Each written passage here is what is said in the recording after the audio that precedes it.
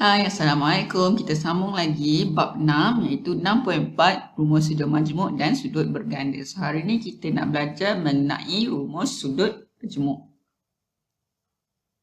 Okey, apa yang dimaksudkan dengan sudut majmuk? Okey, sudut majmuk ialah sudut yang berbentuk A tambah B atau A tolak B. Maksudnya ada A tu ialah sudut, B tu ialah sudut lain berbeza lah. Okay, contoh sin 90, kalau kita cerakinkan atau kita pecahkan 90 darjah ni, kita boleh tulis sebagai sin 30 darjah tambah 60 darjah kan. So 30 darjah ni kita namakan sudut A, 60 darjah ni kita samakan sudut B. Okay, so persoalannya, adakah sin 30 darjah tambah 60 darjah boleh dikembangkan seperti kembangan algebra? So kita check. Okay, so kita check left hand side adakah sama dengan right hand side. So left hand side, sin 90 ialah 1. Okay, untuk sin 30 darjah tambah 60 darjah, kita cuba kembangkan guna ungkapan algebra. So, sin 30 darjah tambah sin 60. Sin 30 ialah 1/2. Sin 60 ialah 3/2. Okay, kita gunakan sudut istimewa dalam segitiga kan. Okay, so bila kita kira, jawapan dia adalah 1.36. Now, which is not equal to the left hand side. So, tidak benarlah sin 90 tak sama dengan sin 30 darjah tambah 60 darjah. Kita tak boleh kembangkan secara algebra macam biasa. So, kita figure out cara lain. Kita cuba buat macam mana nak dapatkan satu. So, saintis dia dah tolong createkan formula ni. Sin 30 cos 60, cos 30 sin 60. So, kita gunakan sudut pelengkap dia. So, dia akan dapat jawapan satu. Macam mana? Dengan cara 1/2. Sin 30 ialah 1/2. Cos 60 ialah 1/2 juga. Cos 30 ialah 1/3. Sin 60 ialah 1/3. So, bila kita darabkan, kemudian kita tambah, jawapan akan jadi 1. So, left hand side is equal to the right hand side. So, saya dapat kesimpulan sin 30 darjah tambah 60 darjah ialah sin 30 cos 60. Kemudian cos 30 sin 60.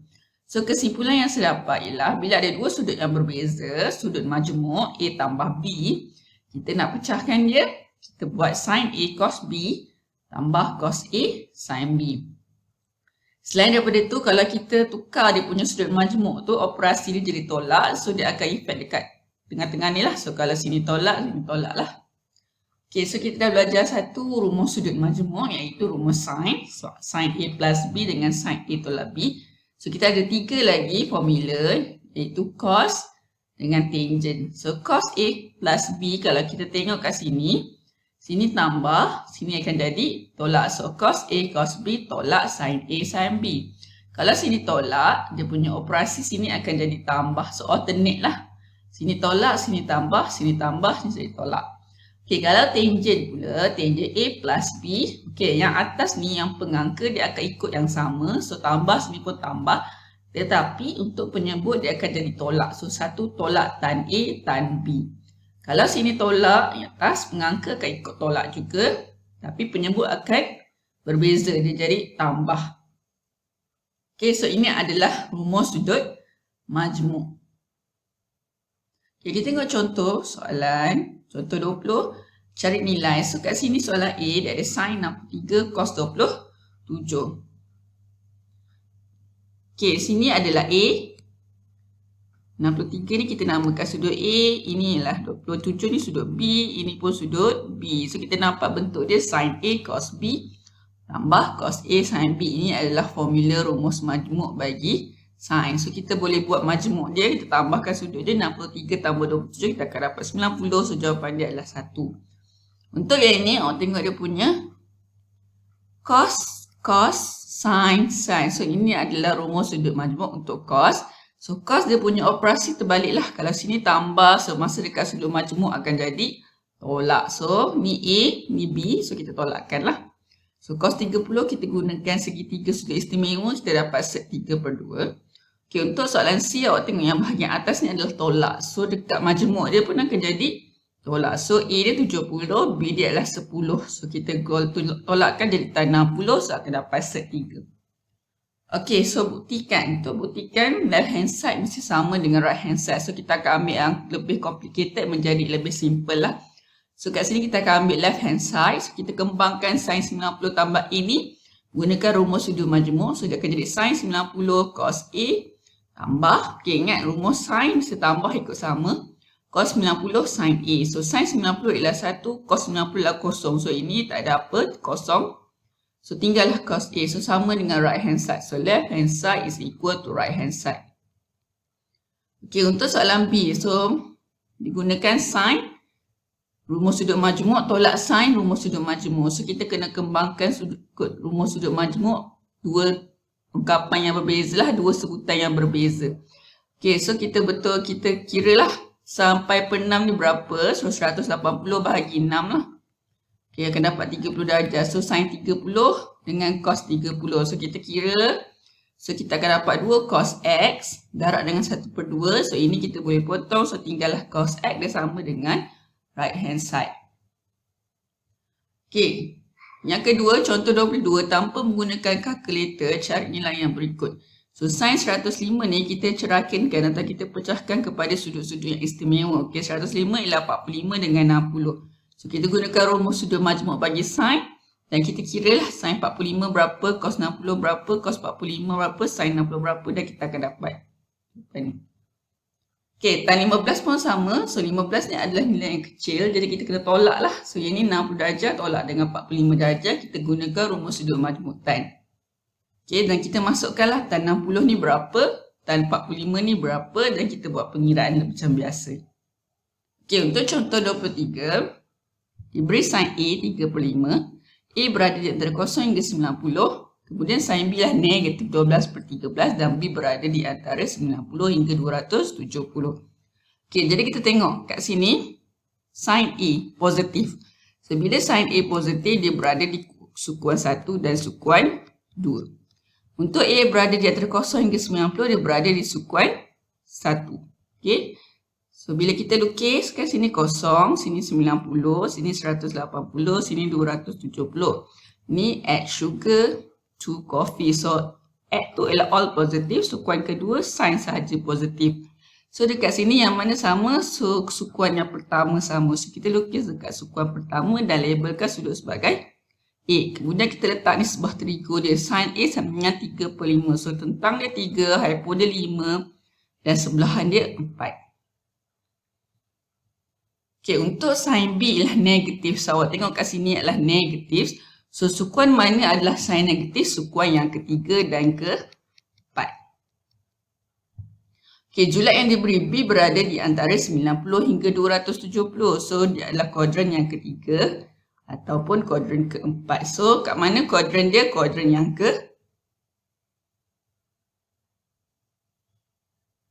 kuadran yang kedua dengan kuadran ketiga. 90 hingga 270 kuadran 2 dan ketiga. So, kita pilih kuadran yang kedua. Okey, so kuadran yang ketiga. So, dekat sini lah. Kita labelkan ini adalah sudut B. Kemudian kita masukkan nisbah trigo dia. Ini adalah 12. Ini adalah 13 dan ini adalah 5. Okey, so kita dah lukis. So, kita kira lah ikut rumus sudut majmuk. Sin A plus B samalah dengan sin A cos B tambah cos A sin B. Okay, sin A kita tengok sudut A. Sini sudut A. So, sin A ialah 3/5. Cos B. Kita tengok sudut B. Cos ialah sebelah bagi hypo. So, kat kuadran ketiga, add sugar to coffee. So, kuadran ketiga, cos negatif. So, kita letak negatif siap-siap. Cos B ialah 5/13. Okey, tambah cos A. Cos A sukuan pertama positif. So, dia akan jadi 4/5. Okey, darab dengan sin B. Sin B ialah negatif 12/13. So, kita darab macam biasa. So, negatif 15/65. Tolak negatif 48/65. So, kita kira macam biasalah. Tinggalkan jawapan dalam bentuk nisbah ataupun dalam bentuk pecahan. Okey, kita tengok latihan kendiri 6.8 soal nombor 1A. So, kita kena buktikan sebelah kiri mesti sama dengan sebelah kanan. So, kita akan ambil sebelah kiri kita. So, from left hand side. Okay, so sin X, saya tulis dulu soalan dia. Sin X tolak Y, tolak sin X tambah Y. Okay, so kita gunakan sudut majmuk kita. So, kita jadi sin X cos Y tolak cos X sin Y. Okay, ini adalah satu sebutan.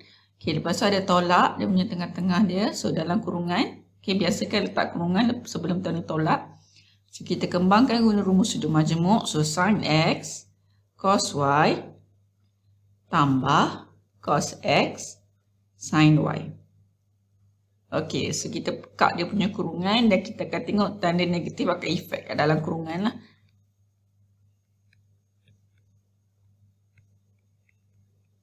So, kita tolak sin X cos Y. Tolak dengan tambah akan jadi tolak. So, tolak cos X sin Y. Okay, kita tengok sebutan yang serupa. Sin X cos Y. Tolak sin X cos Y. So, ini akan cancel each other. So, dia akan jadi kosong. Okay, yang ini negatif cos X sin Y. Tolak dengan cos X sin Y. So, kita akan dapat negatif 2 cos X sin Y. So, sama tak dengan right hand side? Sama. So, left hand side is equal to right hand side. Okay, soalan B.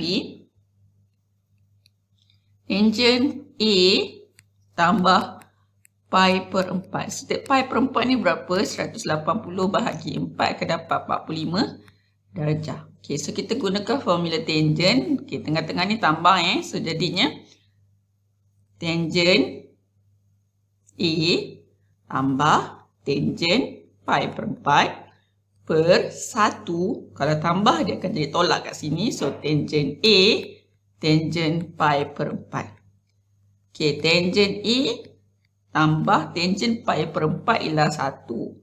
Okay, per 1 tolak tangent A.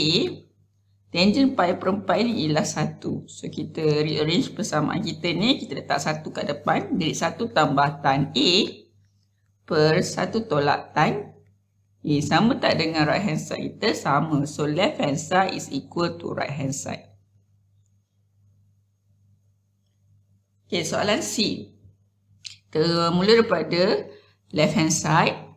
Okay, cos X tolak Y tolak cos X tambah Y per sin X tambah Y tambah sin X tolak Y. Okay, so kita kembangkan rumus sudut majmuk untuk cos. Dia akan jadi cos X cos Y. Okay, tolak akan jadi tambah sin X sin Y. Okay, tolak dalam kurungan cos X cos Y tambahkan jadi tolak sin X sin Y. Okay, selesa yang atas. So, yang bawah kita gunakan rumus sudut majmuk bagi sin. So, sin X cos Y tambah cos X sin Y. Okay, tambah operasinya. Okay, kita kembangkan pula untuk sudut majmuk X tolak Y. So, dia akan jadi sin X cos Y tolak cos X sin Y. Okay, kita pemudahkan mana-mana yang sebutan serupa. Untuk yang ini tolak. So, cos X cos Y adalah sama dengan depan ni. So, dia akan cancel each other jadi kosong. Okay, so sini tolak dengan tolak dia akan jadi tambah kan. Okay, so sin X sin Y tambah sin X sin Y dia akan jadi 2 sin X sin Y. Okay, bawah pula sin X cos Y ni kita tambahkan. Kita akan dapat 2 sin X cos Y. Cos X sin Y tolak cos X sin Y dia akan cancel each other. So, dia akan jadi kosong lah. So, dekat sini kita akan tengok sin X ni adalah sama. So, kita boleh potong. 2 pun sama. Boleh potong. So, tinggallah sin Y per cos Y. So, sin Y per cos Y adalah sama dengan tangent Y. So, sama tak dengan right hand side kita? Sama. So, left hand side is equal to right hand side.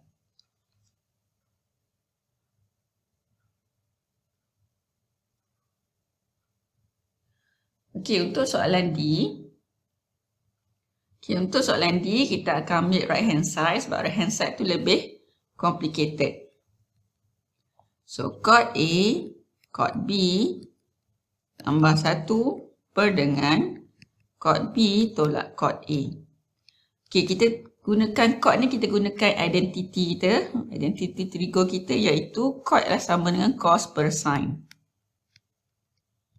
Okey. Kemudian B pula, cos B sin B tambah 1. Okey, penyebut dia tukar juga cos B sin B tolak cos A sin A. Okey, kita samakan penyebut yang belah atas tu kita darab macam biasa. So dia akan jadi cos A cos B sin A sin B tambah 1.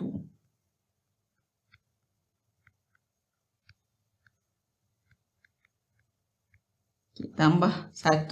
Nanti kita samakan penyebut dia. So bawah ni kita samakan. So yang ini akan darab dengan sin B. So ini pun darab dengan sin B. So yang ini kita akan darab dengan sin A. Ini akan darab dengan sin A.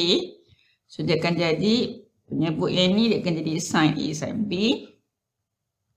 So atas akan jadi sin A cos B tolak cos A sin B. Okey, so yang ini kita samakan penyebut dia. Kita akan dapat cos A, cos B. Okey, ini kita darab dengan sin A, sin B.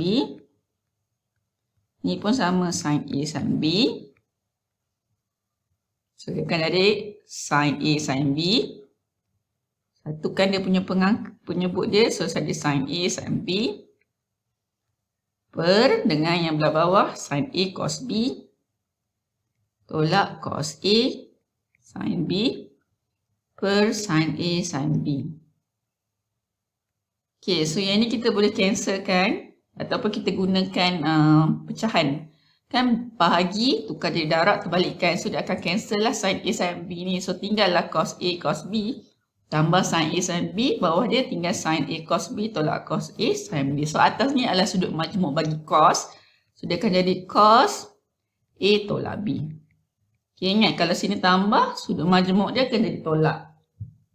Okay, yang bawah ni sin A cos B, cos A sin B adalah sudut majmuk bagi sin. So ini tanda tolak, so dia akan follow sajalah jadi sin A tolak B. So cos A tolak B per sin A tolak B dia samalah dengan cot A tolak B.